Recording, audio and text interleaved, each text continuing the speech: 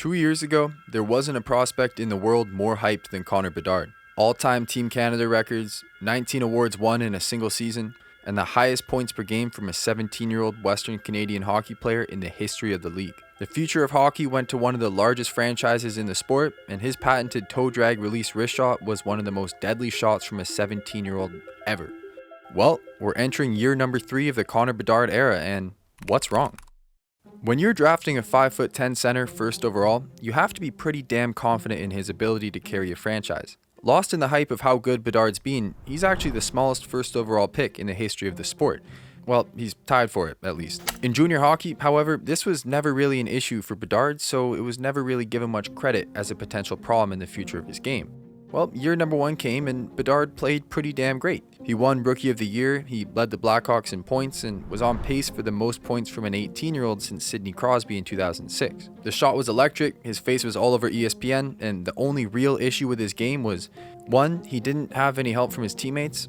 Actually, you could argue one of his teammates was conspiring against him. And 2, you could quietly hear some people in the analytics community say he wasn't driving play and his defense was trash. Shut up, he's 18. Again, though, how good he was as a rookie can be lost at times because we've seen Macklin Celebrini recently and he's looking pretty damn good. Okay, entering year number 2, the general feeling was that, Bedard doesn't have that much help still.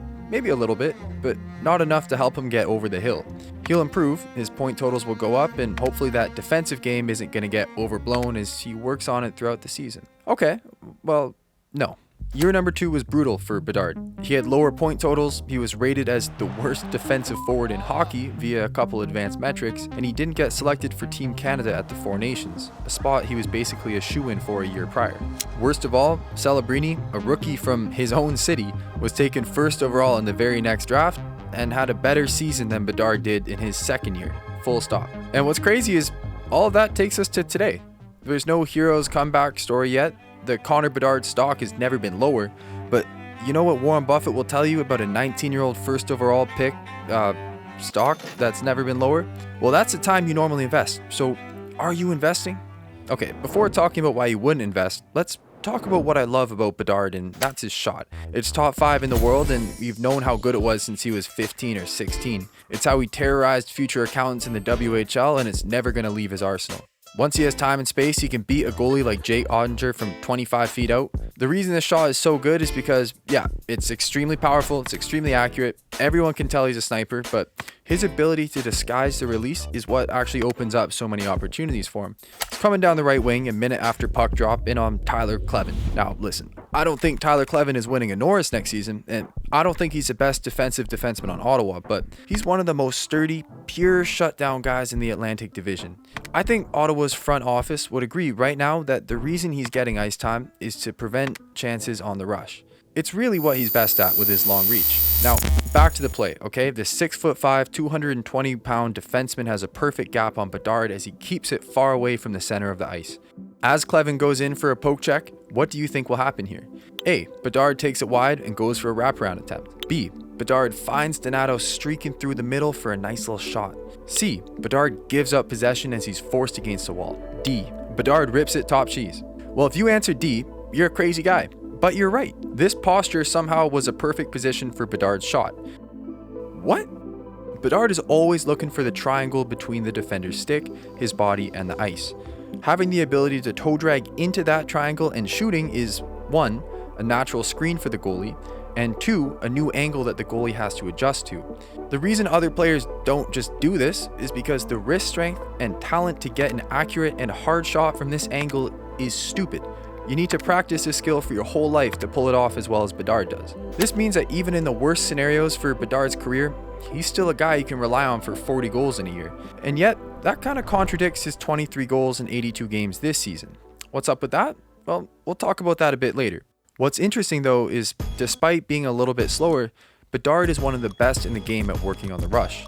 His shooting on the rush is just the tip of the iceberg for how he can manipulate defensemen. In a fraction of a second, Bedard reads that Kulak is completely out of position for his man, the weak side winger, Nick Foligno, who's darting up the weak side.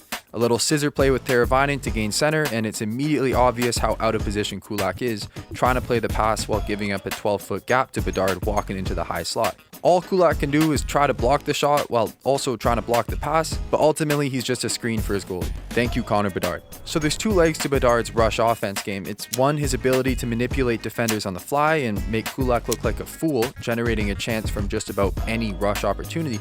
But the other side of this is how he's able to enter the zone with possession nearly 70% of the time. No other top 6 forward on Chicago was above 50%, and guys like Teravainen were down in the 30s. This is one of the biggest points to there being a huge strain on Connor Bedard to carry the Chicago offense. He's the only guy who can create rush chances. If we're going CSI mode here, I think this is why his playmaking figures look so good. Whenever the Blackhawks are in a scoring position on the rush, it's basically because Bedard made it happen. He has the puck a lot, and he's usually setting up chances for his teammates. If you had someone else who could produce these opportunities and dish it to him, that would be such a game changer in terms of how Bedard is defended and how many points he would be able to collect. I think you would also see his goals to assists ratio rise a bit. Maybe he is a 60 goal guy in the right scenario. We don't know. The bright side here is that 13th overall pick in 2022, Frank Nazar, might be the guy who can help out Bedard going forward. This isn't a Nazar video, but I like the guy a lot. He's a two-way center, he's got a lot of speed, he works well on the rush. Let's get fired up here because Nazar doesn't get as much hype as he deserves. I think he's going to be a perfect second-line center for Bedard going forward, maybe even a first-line guy in the right scenario. Okay, but back to Bedard. Okay, he has a lethal shot, he's a dual threat on the rush while creating a ton of chances. We know what he's good at, so what's the problem? The main issue you'll hear about Bedard is his defensive game. Yeah, it's not great.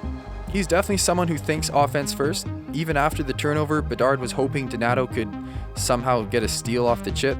Because he waits to turn back, he causes an offside for Chicago when there could have been an offensive possession. Via Patrick Bacon's wins above replacement model, Bedard was considered the worst defensive player in hockey. Damn, but he's got unreal hockey IQ, and I don't think the defensive game will stay this low for too much longer. I don't think it's out of his control. He's going to have to improve from applying himself more, however, which is something I don't know if he's going to change it soon. I don't know. I don't know. How are you going to predict how a man perceives himself and the world around him? I'm not Tiresias, but I don't know why he's going to want it more this year than at any point in the previous 2 years. This is maybe a maturity question. I'm not too sure. Again, I'm not a psychiatrist. I'm not a dog walker. I don't know. You'll find countless examples of Bedard's defensive game being poor. Let's just see if that actually matters in the future, because to me, the issue with Connor Bedard comes down to his inability to produce in the cycle game. You want to say it's his teammates' fault, but I don't really know if it is. Okay, some players have the ability to lift the teammates around them. It's not an innate ability or an intangible, it's a set of skills and traits that lend themselves to working well with any potential teammate. Sidney Crosby isn't faster than Bedard, he's barely any bigger, but his ability to control the game in the cycle is yet to be matched, even at 38 years old. Crosby's ability to work along the boards and make plays from difficult positions is arguably the biggest reason he's able to make anyone he plays with better. He's squeezing water out of rocks. They call Crosby the king of edge work, and he uses it to create separation along the boards and open up lanes within the opposing defense. He's sick. Everyone loves Crosby. If Crosby can make the most of a bad situation and squeeze water out of rocks, Bedard's strength comes from capitalizing on the best of situations, squeezing water out of a lake. Bedard is significantly better at controlling the puck along the rush, where his smaller size isn't an issue versus controlling it in a cycle play in the offensive zone. I like his instincts in the offensive zone though. He has the right ideas playing give and go with Foligno, if only Foligno could make a goddamn pass. So maybe the teammates are part of the issue, but the reason I'm not entirely sure this is going to be solved anytime soon is because of how easy it is to play the body on Bedard. It's so easy to knock him off the puck along the boards, working the cycle. It's really an enigma. He looked jacked before coming into the NHL. He's low body fat and weighs 190 pounds at 5'10". He's got the frame to be a beast along the boards, but he just doesn't have the dog in him at times. I'm not a scientist or a trainer or a dog walker. I don't know what you do about this. This is what's so frustrating. He burns into the zone, perfect saucer pass over for a one-timer. Great look. He looks elite. He recovers the puck and gets it back to the point. The puck is cycled around, turned over, and Bedard is so deep that there's no proper way to recover. Except Washington bobbles the breakout. It's a perfect chance where if Bedard was hustling, he could potentially seal the game with a wide open sheet of ice. Dubois recovers it with 3 seconds to spare. But then the other side of it is when Chicago is relying on a goal. If you play a super aggressive man-on-man or even a double team on Bedard, there's not much Chicago can do right now. This is why Bedard's goal totals are down early in his career.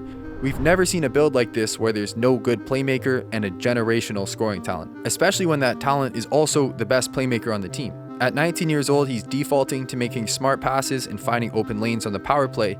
It's just a better choice than ripping 300 shots a year. Okay, but Chicago's relying on a goal. There's 2 minutes left in the third. Now Washington is up 4-3. Cheers, guys. But there's a 20-second offensive possession created by Bedard's slick pass into the offensive zone. That's that controlled entry at display. Washington's defensive coverage is pretty simple. They generally want to create a turnover up high for counterplay. If you bring it low, they're bigger than you and they can grind you out. For Chicago, this means that as long as Bedard doesn't have it, then both the center and the winger are going to be covering him and hoping he doesn't get the pass. Enter 2024 second overall pick Artyom Levshunov. God bless him. They took him over Ivan Demidov, and that's crazy to me. He's 19 years old, but whatever, okay? He tries dancing around Mangiapane before walking the line, shooting it himself, only to get deflected, turning it over. Respectfully, bro, get the puck to Bedard at the blue line and let him create. You can actually feel how frustrated Bedard is in this position, especially as a little bit later, Levshunov tries to make a play and he gives it up with an empty net. Okay, so here's a hard question. What's Bedard going to do to prevent a scenario like this in the future? Honestly, I don't know. I think the hard conversation is that a generational player is always the right option to get the puck to in the offensive zone. But Bedard isn't perfect. His hustle is questionable at times. He's easy to knock off the puck. The cycle game, he's not great. If I'm Levshunov, personally, I'm getting the puck to Bedard, sure. But I don't think Levshunov would have ever waved off 19-year-old Sidney Crosby or Connor McDavid, who were both MVPs as a teenager. So that leads me to the question, is Bedard a former generational talent? I think so. The first 2 years have not been good enough to stay in that generational category. Can he get back to being generational? I don't see why not. We saw how a guy like McKinnon took time to develop and he turned into an MVP. Bedard has better tools at the same age and is working on a worse roster. Is he going to fit in the gap between McKinnon and McDavid? What does that make him if not generational?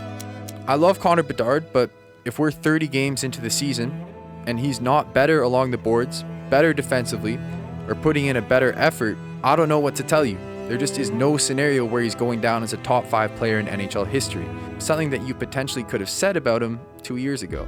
I really want this guy to succeed. Despite the faults here and there, the hate he's gotten post-draft is not warranted. He set Crosby-like records in terms of what he's been able to do as a teenager. He's just not winning MVPs.